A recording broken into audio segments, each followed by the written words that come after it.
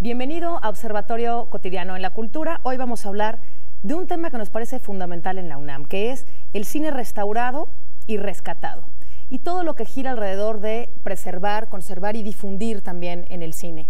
Nos acompañan, y agradezco muchísimo que estén aquí con nosotros, Hugo Villasmith. Bienvenido, Hugo. Él es director de la Filmoteca de la UNAM y ha sido director, entre otras cosas, del Festival de los Cabos. Bienvenido, Hugo. Muchas gracias, Anel. Bienvenida María Luisa Barnés. Ella es jefa de producción de la Filmoteca de la UNAM y curadora y coordinadora general de un festival del cual nos va a platicar, que es Arcadia, que estamos a punto de empezar. ¿Y por qué no empezamos, Hugo, con lo básico, que es cómo se preserva el cine en su materialidad? ¿Qué es ese objeto? Es que precisamente la preservación, que es parte de las tareas que hacen las filmotecas, y en este caso la Filmoteca de la UNAM, tiene como primero una vía de recuperación física de los materiales. El cine, sobre todo en sus inicios, se rodaba en materiales fílmicos, en material fotosensible, que a pesar de que los técnicos no se daban cuenta, seguía teniendo una reacción química que lo destruía y literalmente lo convierte en polvo, pero además en un polvo muy explosivo. Las bases de nitrato, que es con las que empezó el cine, se pueden convertir en un polvo muy explosivo y con eso perder inflamable, y con ello perder una parte importantísima de nuestra historia.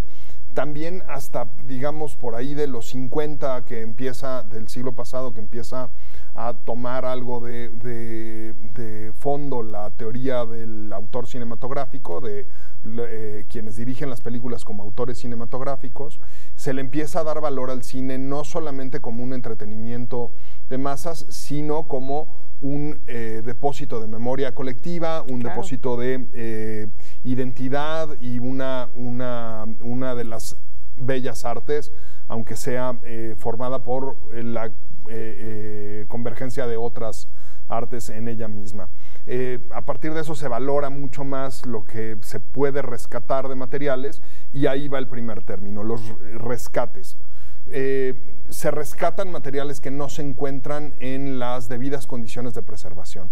Cuando uno tiene de repente las películas Super 8 que hicieron tus abuelos y las tienes guardadas en un closet, pues no están en las mejores condiciones de conservación posible. Claro. Lo más probable es que terminen deshaciéndose y perdiéndose esas imágenes, que de cualquier manera en sí mismas son valiosas como un registro de la memoria colectiva. Ese es el primer esfuerzo, rescatar todos estos materiales que no están en las condiciones adecuadas tanto de preservación física como de catalogación. Esto es, que podamos saber en qué repositorio están, en qué anaquel están, en qué latas se encuentran y qué hay en cada uno de esos materiales. ¿Y con qué criterios de catalogación? ¿No? Y con criterios de catalogación. Para eso existe también una Federación Internacional de Archivos Fílmicos, de la cual la Filmoteca de la UNAM es miembro, y esos criterios de cómo se clasifican los materiales obedecen ya a estándares internacionales, al igual que los que se usan para preservar las películas. Tienen que existir bóvedas que tengan ciertos grados de humedad, ciertos niveles de control de temperatura, que también tengan, en el caso de los materiales de nitrato que se usaron como hasta mediados de la década del 50 también del siglo pasado, los materiales de nitrato tienen que tener un tope de la cantidad de material que puedes poner en una sola bóveda, para que si llegara a haber algún incendio no dañes sustancialmente todo tu acervo, sino que solamente la parte que está aislada y cercana a ese material que se incendia reciba daños. Y en el caso de la UNAM específicamente, las bóvedas de nitrato tienen un diseño, aprendiendo un poco de la experiencia, de la pésima experiencia que tuvo la Cineteca Nacional ahí en el 82 en el incendio que prácticamente la destruyó. Terrible. La Filmoteca construyó unas bóvedas que tienen además una salida específica del calor, para que el calor no se difunda hacia los lados, sino que salga todo hacia arriba y no afecte de esa manera las demás bóvedas. Una vez que se tienen estabilizados, es el término del arte de preservar películas, una vez que se tienen estabilizados, se valora cuáles son los que tienen más relevancia histórica. Les voy a poner un ejemplo. Tenemos los materiales de Francisco I. Madero entrando al Zócalo cuando ganó la presidencia a caballo. Que es de las primeras. De los primerísimos. Y en ese mismo rollo viene también el primer policía de tránsito que estuvo controlando un crucero en la Ciudad de México. El criterio de preservación evidentemente es que pues, primero se le dedique todo el esfuerzo al pedacito que tiene Madero, claro. Y después se le dedique algo de tiempo, si es que es posible, y recursos técnicos y humanos a el primer policía de tránsito, ¿no? Es no por minusvalorar la participación de un policía de tránsito, pero estabas hablando de un hito histórico, ¿no? Claro. Se revisan los materiales con estos criterios y se va creando un calendario de trabajo para, primero, si es posible preservarlos en duplicados en material fílmico. La Filmoteca de la UNAM es una de las pocas filmotecas que quedan en el mundo que tiene su propio laboratorio para procesar material fílmico y poder hacer duplicados. Esa es una de las cosas que le dan como su importancia y su relevancia a la Filmoteca, no solamente el acervo, sino la capacidad de duplicación de materiales fílmicos que tenemos. Y también su migración a soportes digitales. Es importante estarlos migrando todo el tiempo a soportes digitales porque esos son, uno, los que se pueden mover más fácil, y ahora entro de regreso a por qué mover más fácilmente los materiales, y dos, porque nos permiten también obtener copias que se manipulen digitalmente de manera que los daños que tiene la película original los podamos limpiar y resolver. Esto es, nadie filma una película para que se vea con rayas o para que se vea con despostilladuras sobre la emulsión fotosensible.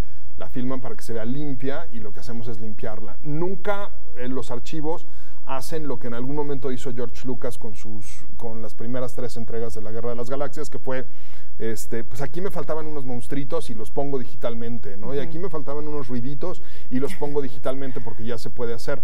Lo que tratan de hacer siempre los archivos fílmicos, y en este caso nosotros, es llegar a la mejor calidad técnica con la que esa película se filmó y se proyectó ante el público que se proyectó en su momento. De acuerdo, déjame hacer una pausa ahí y preguntarte, María Luisa, toda esta cadena de acciones, restaurar, identificar, catalogar, preservar, todo esto que nos ha dicho Hugo, tiene también una salida, porque si no sería un trabajo interno, digamos, de una filmoteca, de un archivo fílmico, cualquiera que sea, en este caso es el de la UNAM, pero luego, ¿cómo haces la difusión?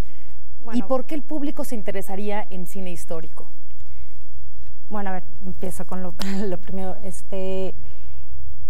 Justamente por todo este trabajo que hay detrás, ¿no? Es importantísimo que salga a la luz todo ese material que está resguardado en la Filmoteca. Y restaurado en su caso. Restaurado. O digitalizado, para decir, sí. Entonces, este trabajo, nosotros pensamos en Arcadia hacer una muestra de cine que justamente sacara a la luz este material, ¿no? ¿Es la primera vez que hacen este festival? Es la primera vez, empieza hace 2 años, la idea la tiene el subdirector de Rescate y Restauración de la Filmoteca, Albino Álvarez. A quien le mandamos un abrazo. Sí, para justamente pues, mostrar todo ese material que está ahí, ¿no? Y entonces Arcadia surge con la premisa de sacar el material, que los investigadores tengan acceso a ese material, que se reflexione sobre ese material, que los artistas también tengan acceso a ese material y con ese material puedan hacer nuevas obras, ¿no? Y incluso en Arcadia que los músicos puedan con el material fílmico hacer obras musicales, ¿no? ¿Estás hablando de cine silente? No exclusivamente cine silente, sino material rescatado que se musicaliza, o sea, que hacen una composición especial para esa pieza, o no solamente que se compone, sino que se hace un trabajo de interpretación en vivo, ¿no? De improvisación para esa obra. De acuerdo, entonces tenemos toda esta serie de circuitos alrededor de la pieza filmográfica, que por cierto dijiste, la mayoría están hechas en nitratos. No la mayoría. hay como una especie de parteaguas temporal. Los nitratos se usaron efectivamente hasta por ahí de mediados de los años 50 del siglo pasado, y de ahí en adelante hasta por ahí de, digamos, 2008, 2010, casi todo el cine se hizo en un soporte que se llama acetato, que es mucho menos inflamable, pero que también a lo largo del tiempo se va deteriorando y dañando. Claro, son como dos formatos fundamentales en el siglo XX y el del XXI. Y el del 21, que ya es digital, y justo ahí es donde viene en donde se complementa la tarea de restaurar. Como Mali se explicaba muy bien y muy claramente, la idea de restaurar una película no solo tiene que ver con recuperar los materiales de soporte, sino con restaurar la experiencia de ver esa película en una sala oscura en la que compartimos una experiencia comunitaria con otros seres humanos. Eso es distinto. Está muy bien que se puedan ver ahora también en plataformas digitales y que las podamos ver en la sala de la casa o ponerlas hasta en el Metrobús si uno tiene suficientes datos disponibles en su plan de datos. Pero cuando hablábamos un poco de recuperar las películas como las quisieron hacer quienes las hicieron, es precisamente para salas cinematográficas, y esa es la apuesta final de todas las filmotecas, que las películas que tenemos guardadas se vean por el público en general en salas cinematográficas como las que tenemos aquí en el Centro Cultural, que son estupendas, o el Chopo o algunos otros que colaboran ahí, por ejemplo, con nosotros. Sí, o la Cineteca, o con quien podamos. Estamos hablando de cine rescatado y restaurado en Observatorio Cotidiano en la Cultura. No se vaya, volvemos en unos segundos para hablar ya de ejemplos específicos de materiales rescatados, y nos van a platicar de una de las películas más emblemáticas del 68, que es El Grito. No se vaya, volvemos.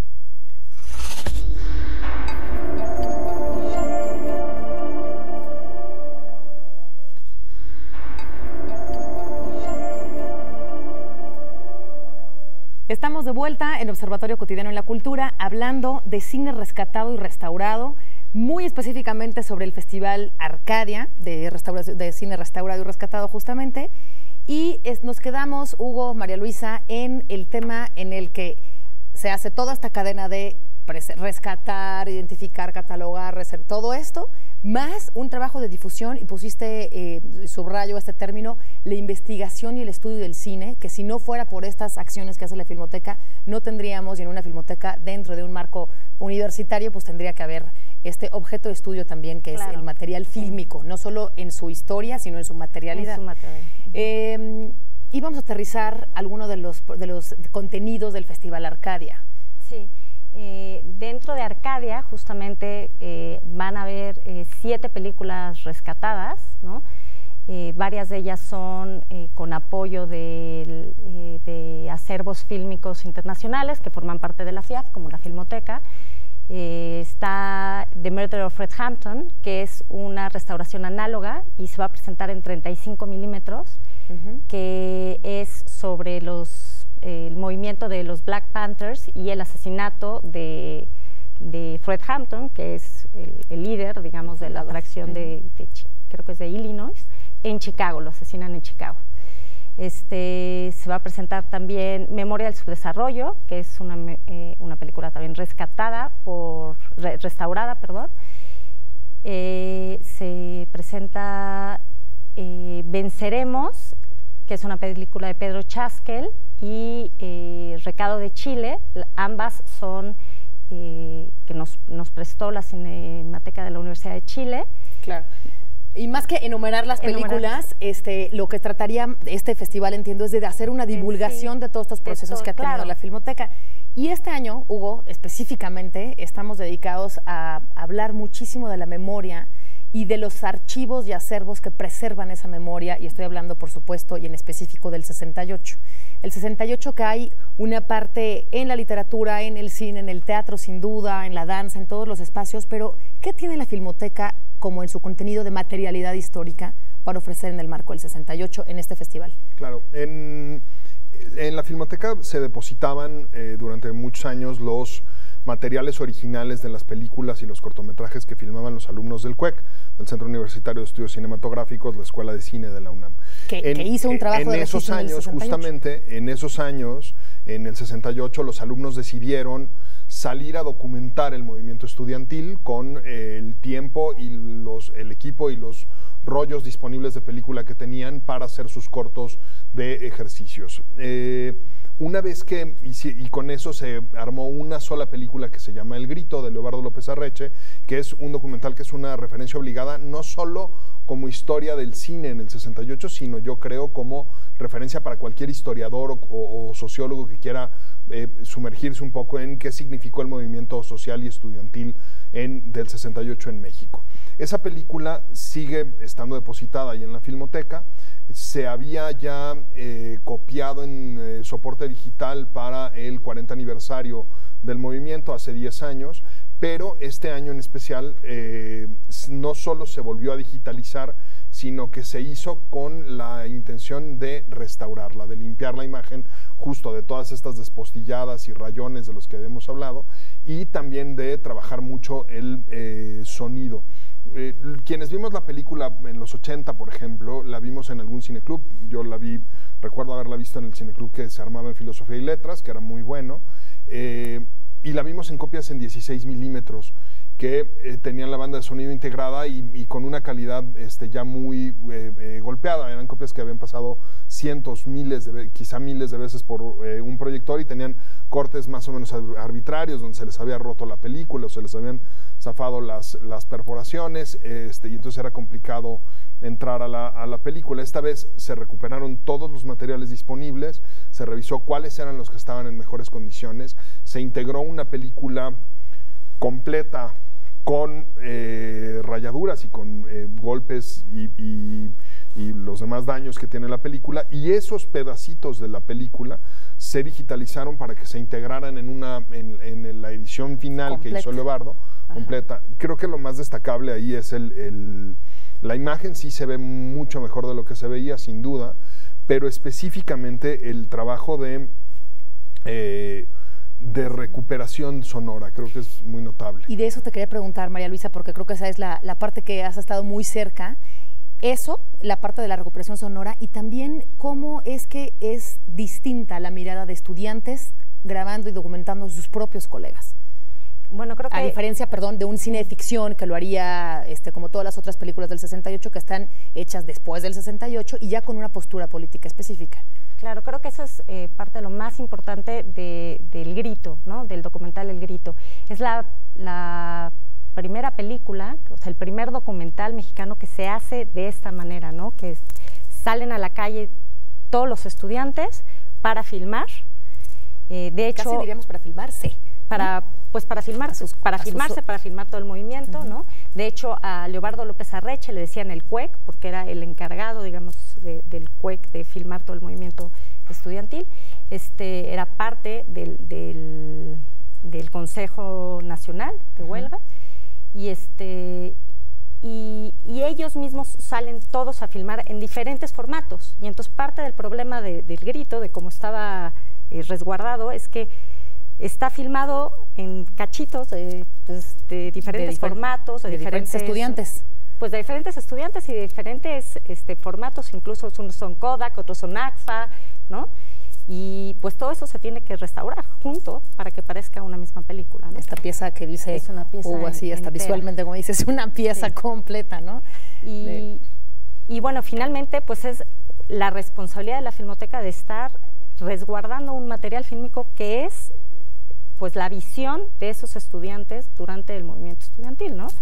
Y darle de nuevo una voz a ese movimiento, ¿no? Y es la primera vez, Hugo, que vamos a ver esto, digo, ya completa ¿qué es lo que hace el diferente de esto que tú viste en los 80s? El trabajo de restauración visual, cómo se restaura la imagen, la escala de grises a negros, de blancos a grises a negros está mucho mejor definida que en la copia de los 40 años, y la mezcla de sonido también está mejorada. ¿Qué se hizo? Con las cintas magnéticas perforadas originales se pudo, que además habían sido trabajadas en Radio UNAM, porque antes Radio UNAM estaba en el propio campus universitario, entonces era como un centro ahí de producción de los propios estudiantes. Con esas cintas magnéticas, en esas cintas magnéticas se encuentran los sonidos originales separados. A partir de eso se le da un trabajo con herramientas de mezcla modernas para que, sobre todo el hiss intermedio, que era ya prácticamente permanente en esas copias y que empastaba todos los sonidos, porque todos tenían el mismo hiss, la misma pasada de hiss, no se oían limpios ni transparentes, se le quita, se ajustan los volúmenes entre esos diferentes materiales y se hace una mezcla con las mismas características técnicas que hizo Leobardo, una mezcla que va toda detrás de las bocinas. Esto es, no vamos a oír sonidos surround porque él no hizo una obra con sonidos surround. Claro. Es un poco lo que hablábamos de respetar la creación de quien hizo la película. Y se pueden escuchar de una manera mucho más transparente, si se me permite el término con el sonido, las voces. En especial, a mí me resultó muy enriquecedor escuchar de nuevo las consignas, las porras, lo que cantan los estudiantes, porque se oye, a pesar de que nos quedamos todos con el dato fúnebre sin duda de la represión y de cómo la paranoia de un estamento público terminó con el movimiento con sangre, el camino a eso se siente muy gozoso. Son jóvenes que están acometiendo la tarea de cambiar a su país con mucha alegría y eso se oye en esta limpieza de sonido que se pudo hacer.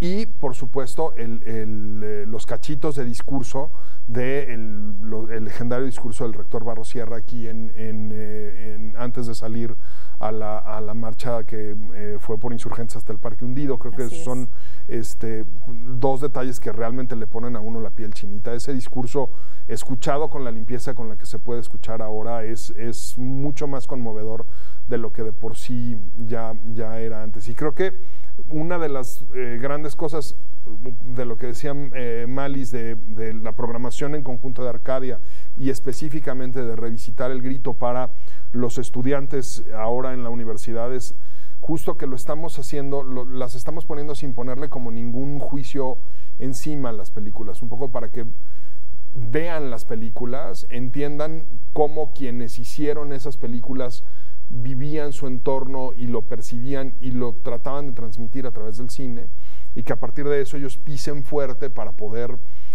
pues eso, resignificar esas películas en sus propias vidas y en sus propios, pues en lo que están acometiendo ahora, que es lo que debe acometer la juventud, ¿no? Y la lucha que en todos esos casos fue absolutamente válida. María Luisa, ¿cómo vemos la programación y cómo nos enteramos de qué vamos a hacer en estos días del Festival Arcadia? Bueno, lo pueden revisar en la página de Arcadia. ¿Solo es programación de cine? Es programación de cine, cineconciertos, exposiciones. ¿Exposiciones de?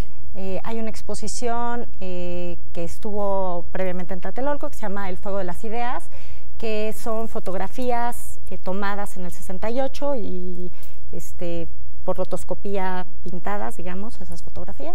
Preciosas, ¿no? Preciosas de todo el mundo. Y luego, ¿dónde las vamos a poder ver esas? Se puede ver afuera de las salas de cine. Perfecto. Del Centro Cultural Universitario, van a estar colocadas.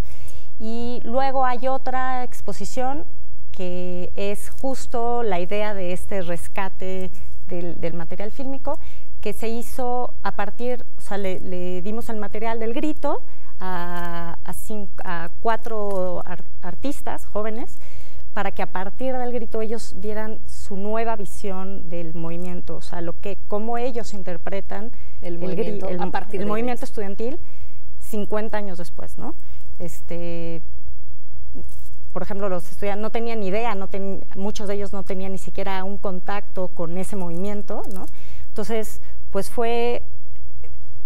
ellos sí tuvieron que hacer una inmersión en el grito, en la investigación de todo este movimiento y dar su propia voz, digamos, ¿no? Artística. Y la exposición se trata 360 grados en el Museo de las Constituciones, entonces lo puedes ver todo alrededor y son... El Museo de las Constituciones en el Centro Histórico. Abierto para todos. Abierto para todos, entrada libre. Fantástico. Y pues ahora sí que ellos, o sea, te entras a la exposición y ves todo, pues lo que fue para ellos el grito, ¿no? O sea, claro, su interpretación de esto. Pues yo creo que es una manera distinta de entender el cine, el trabajo que está haciendo en la Filmoteca de la UNAM.